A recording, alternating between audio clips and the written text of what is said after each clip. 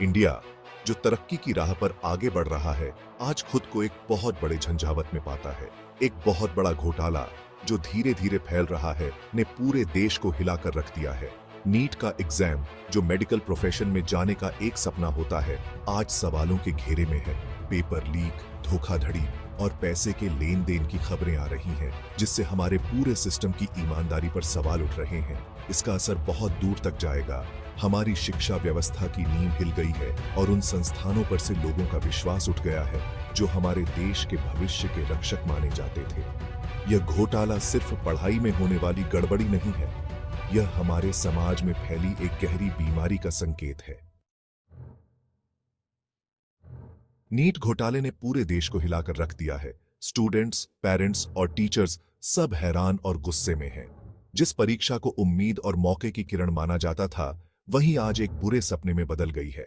सरकारी एजेंसियां, जिन पर निष्पक्ष और पारदर्शी परीक्षा कराने की जिम्मेदारी थी, आज लापरवाही और मिलीभगत के आरोपों से घिरी है। विपक्ष सत्ताधारी पार्टी पर उंगली उठा रहा है। उनका आरोप है कि हर स्तर पर भ्रष्टाचार फैला हुआ है। इस राजनीतिक तूफान में फंसे स्टूडेंट्स को इस विशाल घोटाले का खामियाजा भुगतना पड़ रहा है। नीट घोटाला कोई अकेली घटना नहीं है, यह एक गंभीर बीमारी का लक्षण है जो हमारे समाज की जड़ों तक फैल चुकी है। नीट घोटाले ने पूरे देश में गुस्से और नाराजगी की आग लगा दी है। स्टूडेंट्स, जिनकी आवाज में गुस्सा और निराशा दोनों हैं, सड़कों पर उतर आए हैं, न्याय और जवाबदेही की मांग कर रहे हैं। पेरेंट्स, जिन्होंने अपनी उम्मीदें और संसाधन अपने बच्चों की शिक्षा में लगा दिए थे, आज दुखी और गुस्से में हैं। सड़कों पर भ्रष्टाचार के खिलाफ नारे गूंज रहे हैं और इस जघन्य अपराध के दोषियों के खिलाफ कड़ी कार्रवाई की मांग की जा रही है। शिक्षा जगत ने भी निंदा की है और इस घोटाले के हमारी शिक्षा व्यवस्था की विश्वसनीयता पर पड़ने वाले दीर्घकालिक प्रभावों पर गहरी चिंता व्यक्त की है। नीट घोटाले ने हमारी व्यवस्था की कमजोरियों को उजागर किया है और शिक्षा में अधिक पारदर्शिता और जवाबदेही की आवश्यकता पर देशव्यापी बहस छेड़ दी है। इस व्यापक आक्रोश और निराशा के बीच भारतीय राष्ट्रीय कांग्रेस के नेता राहुल गांधी नीट घोटाले पर सरकार की प्रतिक्रिया के मुखर आलोचक के रूप में उभरे हैं। उन्होंने इस घोटाले की कड़ी निंदा की है। इसे लाखों छात्रों की आकांक्षाओं के साथ विश्वासघात और हमारे देश के भविष्य पर सीधा हमला बताया है।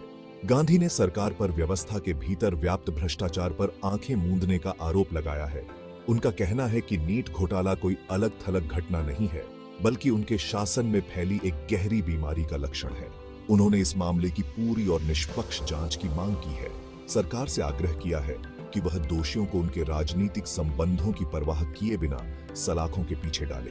इसके अलावा गांधी ने प्रभावित छात्रों की परेशानी को कम करने के लिए तत्काल कदम उठाने का आह्वान किया है। गांधी की बातें छात्र समुदाय और आम जनता दोनों के दिलों को छू गई हैं। नीट घोटाला केवल अकादमिक बेईमानी का मामला नहीं है, यह हमारी शिक्षा व्यवस्था की नींव पर प्रहार है। परीक्षाओं की विश्वसनीयता, जिसे कभी पवित्र माना जाता था, आज दागदार हो गई है, जिससे संदेह और मोहभंग का माहौल पैदा हो गया है। पहले से ही पहुंच और गुणवत्ता के मुद्दों पर आलोचना का सामना कर रहे शैक्षणिक संस्थानों की विश्वसनीयता इस घोटाले से और कमजोर हुई है। इस घटना ने भ्रष्टाचार, पारदर्शिता की कमी और अपर्याप्त जवाबदेही तंत्र से जूझ रही व्यवस्था की कमजोरियों को उजागर किया है। जब छात्र परीक्षा प्रक्रिया की निष्पक्षता और ईमानदारी पर से विश्वास खो देते हैं, तो यह आगे बढ़ने की उनकी प्रेरणा को कमजोर करता है। नीट घोटाला हमारी शिक्षा व्यवस्था में पूर्ण बदलाव की मांग करता है। नीट घोटाला भ्रष्टाचार के खतरनाक चेहरे और समाज पर इसके विनाशकारी प्रभाव की याद दिलाता है। नीट घोटाले में भ्रष्टाचार की कीमत पैसों से नहीं, बल्कि अनगिनत योग्य छात्रों के टूटे हुए सपनों और छीने गए अवसरों से चुकाई जाती है। यह लोगों के भरोसे को तोड़ता है, जो इन संस्थानों पर अपनी सेवा और सुरक्षा के लिए निर्भर करते हैं। यह निराशा और अविश्वास का माहौल बनाता है, ईमानदारी को हतोत्साहित करता है और बेईमानी को बढ़ावा देता है। भ्रष्टाचार के खिलाफ लड़ाई केवल नैतिक कर्तव्य नहीं है, यह आर्थिक और सामाजिक आवश्यकता है। तभी हम एक न्याय संगत और समान समाज बनाने की उम्मीद कर सकते हैं, जहां हर नागरिक को अपनी पूरी क्षमता हासिल करने का अवसर मिले। नीट घोटाले ने हमारी शिक्षा व्यवस्था में व्यापक सुधारों की तत्काल आवश्यकता को उजागर किया है। मौजूदा संकट न केवल एक अस्थायी समाधान की मांग करता है, बल्कि भविष्य में ऐसी घटनाओं को रोकने के लिए व्यवस्था में पूर्ण बदलाव की मांग करता है। सबसे महत्वपूर्ण जरूरतों में से एक है परीक्षा प्रक्रिया की सुरक्षा और ईमानदारी को मजबूत करना। इसमें लीक को रोकने के लिए मजबूत उपाय करना, प्रश्न पत्रों की गोपनीयता सुनिश्चित करना और पारदर्शिता बढ़ाने और किसी भी अनियमितता को ट्रैक करने के लिए तकनीक का उपयोग करना शामिल है। परीक्षा सुधारों से परे हमारी शिक्षा व्यवस्था को प्रभावित करने वाले गहरे प्रणालीगत मुद्दों को दूर करने की सख्त आवश्यकता है। हमारी शिक्षा व्यवस्था में सुधार करना केवल एक टूटी हुई परीक्षा प्रक्रिया को ठीक करने के बारे में नहीं है, यह हमारे देश के भविष्य में निवेश करने के बारे में है। नीट घोटाला एक कठोर याद दिलाता है कि गुणवत्तापूर्ण शिक्षा तक पहुंच केवल एक व्यक्तिगत आकांक्षा नहीं है, बल्कि एक मौलिक अधिकार है जिसकी रक्षा हर कीमत पर की जानी चाहिए। यह घटना हमें यह सोचने पर मजबूर करती है कि हमारी शिक्षा प्रणाली में क्या खामियां हैं और उन्हें कैसे दूर किया जा सकता है।